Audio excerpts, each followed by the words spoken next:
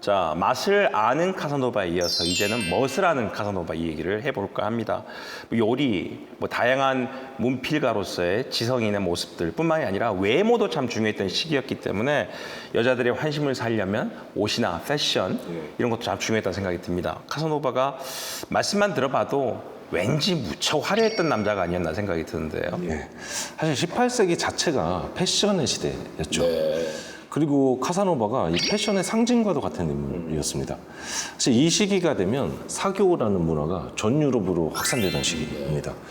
사교라는 문화가 확산되면서 나타났던 몇 가지 변화가 있는데요. 이성교제의 기회가 동시에 확산되죠. 그리고 자유연애의 풍조가 전 유럽에 성행하게 됩니다. 근데 이 패션이라는 것은 이 사교라는 새로운 만남의 장으로 들어가기 위한 입장권 같은 의미가 있었습니다. 예.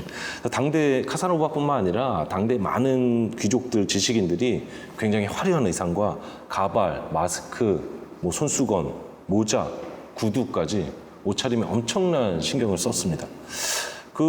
사실인지 모르겠는데 자서전에 따르면 카사노바의 키가 오늘날로 치면 187, 188에 이르는 장신이었다고. 당시로 따지면 엄청나게 큰 키죠. 네. 그래서 옷태도 좀 남다르지 않았을까 싶습니다. 그래서 어딜 가든 이 장신의 카사노바가 옷을 잘 차려입고 가면 어딜 가든 눈길을 좀 사로잡지 않았을까. 그러니까 많은 사람들이 사교장에 모여 있다고 하더라도 카사노바가 나타나면 카사노바만 보인다는 얘기 아니에요? 그렇죠? 당대 패션이라고 하면 이 옷차림이나 장신구만을 의미하지는 않습니다. 당시 사교라는 새로운 만남의 장에서 지켜야 할 에티켓, 말투 등을 다 포함하는 개념이었습니다. 그래서 카사노바가 언변도 굉장히 뛰어났던 것으로 알려져 있죠. 자, 이탈리아 축제를 가보면 사실 카사노바가 입었던 복장을 했던 사람들이 많다고 들었습니다. 예, 베네치아에서 열리는 유명한 축제 중에 2월에 열리는 카니발이 있죠.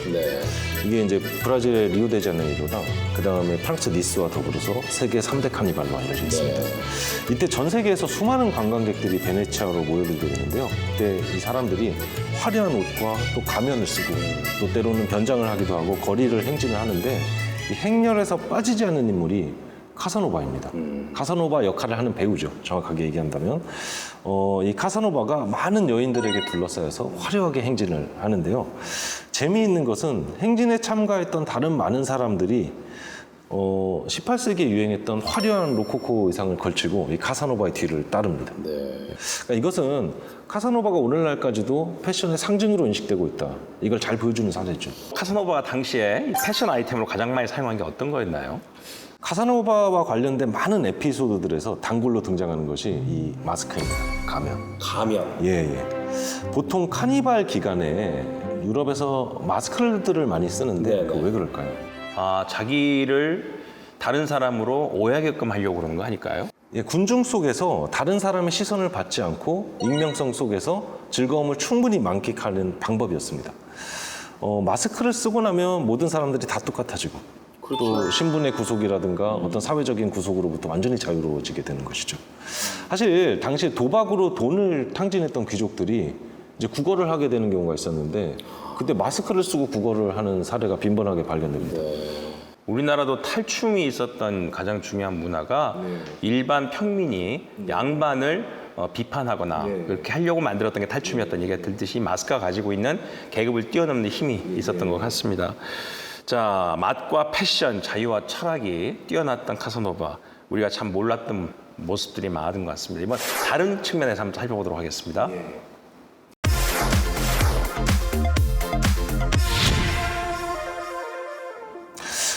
이번에는 타고난 예술가로서의 카사노바에 대해서 좀 말씀을 드릴 건데요. 카사노바의 아버지가 이제 연극 배우였고 어머니는 가수였지 않습니까? 그래서 카사노바뿐만 아니라 그 형제들이 다 예술적 재능을 좀 천부적으로 타고났던 것 그런 같습니다. 끼들이 많았군요. 예, 동생인 프랑스화가 당시에 꽤 이름 있는 전쟁화가였고요. 또 다른 동생인 장은 당시 드레스덴의 제국이었던 아우구스트 3세 밑에서 일했던 왕립화가였습니다. 그리고 카사노바 자신도 회화, 음악, 춤 등 다방면에 좀 재능이 있었던 것으로 알려져 있습니다. 어떻게 본다면 여성들이 좋아할 수 있는 요소는 다 가진 남자가 아니었나 이런 생각이 드는데요. 그림, 음악, 춤 지금 말씀드린 건 정말 다방면에 다 많은 재능이 있었는데 그중에서 어느 정도로 사람들한테 인정받았나요, 수준이? 예, 일단 카사노바가 바이올린을 어렸을 때부터 잘 다뤘다고 알려져 있는데 21세가 되었을 때 아버지가 일했던 산사무엘 극장에서 바이올리니스트로 실제 무대에 서기도 합니다. 사실 타고난 재능은 숨기려고 해도 숨길 수 없는 게 아닌가. 아버지의 재능과 어머니의 재능을 다 받았다는 얘기죠. 또 카사노바가 우리가 너무나 잘 알고 있는 음악가와도 인연이 있다고 들었습니다. 예, 흥미로운 일화들이 굉장히 많습니다. 그 중에서도 이제 가장 재미있고 특이한 것은 흔히 이제 천재 음악가라고 불리는 모차르트예요. 모차르트하고요? 예. 모차르트가 오페라 돈 조반니라는 오페라를 이제 작곡하고 있을 무렵이었는데요. 당시 카사노바가 모차르트를 찾아갑니다. 당시 카사노바는 이미 60 중반의 나이였죠.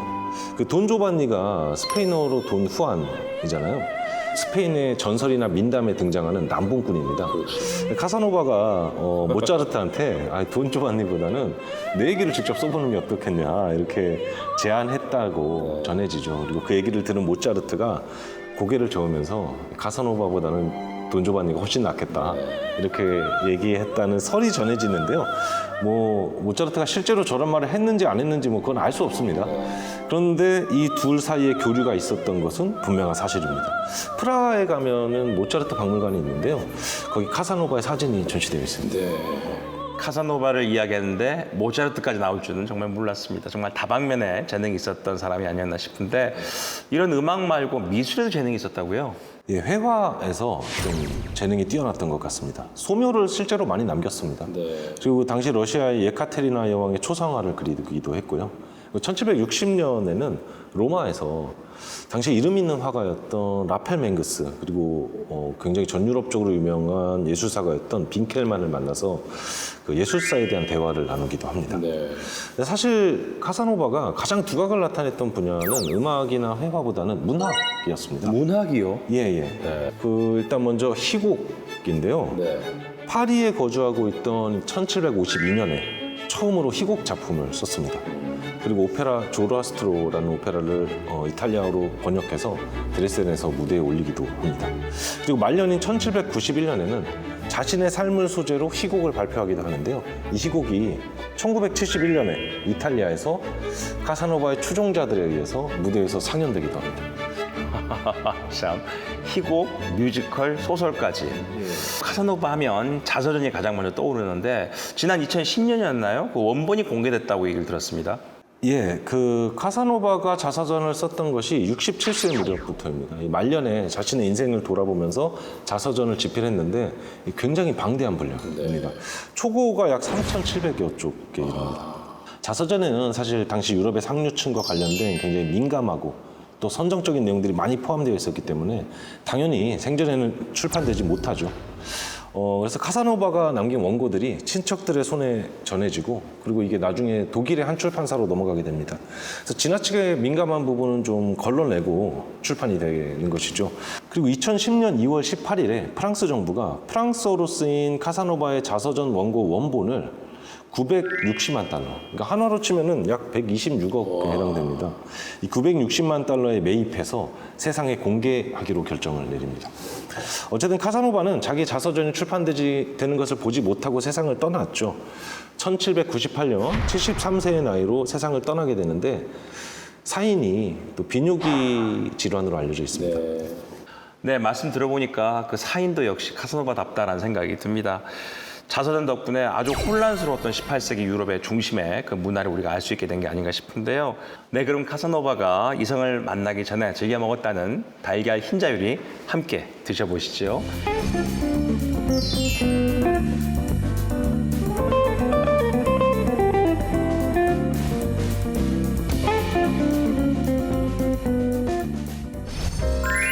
네, 카사노바가 이성을 만나기 전과 또 이성에게 많이 대접했다는 달걀 흰자 핑거푸드가 되겠습니다. 아마 이거 핑거푸드처럼 손으로 집어서 먹는 아주 간단한 요리인데 드셔보시죠. 네.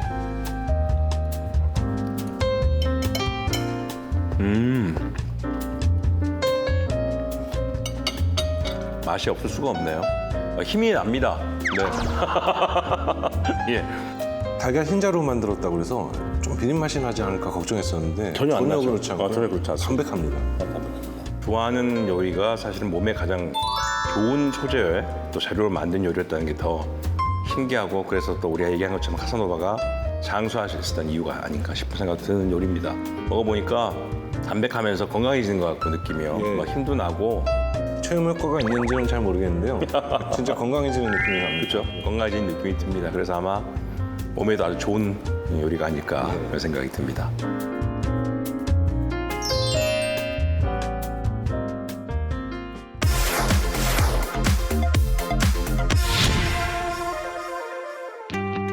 네, 오늘은 18세기를 풍미했던 문학가였으며 역사학자였으며 법률가였으며 아티스트였던 카사노바 이야기를 했습니다. 저도 오늘 시간을 통해서 우리가 흔히 바람둥이로만 치부했던 카사노바가 아니라 당시 유럽 문화의 중심에 브랜드로 존재했던 카사노바를 느끼게 됐는데요. 교수님 어떻게 생각하십니까? 네, 오늘날 카사노바에 대한 부정적인 이미지들만 많이 유통되는 것 같은데요. 저는 좀 그렇게 생각하지 않습니다. 먼저 오늘날 우리의 윤리와 18세기의 윤리가 좀 다르다는 점을 이해하셔야 될 것 같은데요. 카사노바가 물론 정도가 심한 면은 있지만 카사노바만 예외적인 경우는 아니었다. 좀 이렇게 말씀드리고 싶고요. 그 대표 주자로 카사노바가 좀 희생양이 된 것은 아닌가. 그렇군요. 이런 생각이 좀 그렇게 생각할 수도 있겠네요, 예, 예. 진짜로. 네, 그럼 오늘 함께해 주신 임동현 교수님과 이재범 셰프님께 감사 말씀드리면서 이만 인사드리도록 하겠습니다. 지금까지 음식과 역사의 맛있는 만남 쿡방 야사였습니다. 감사합니다.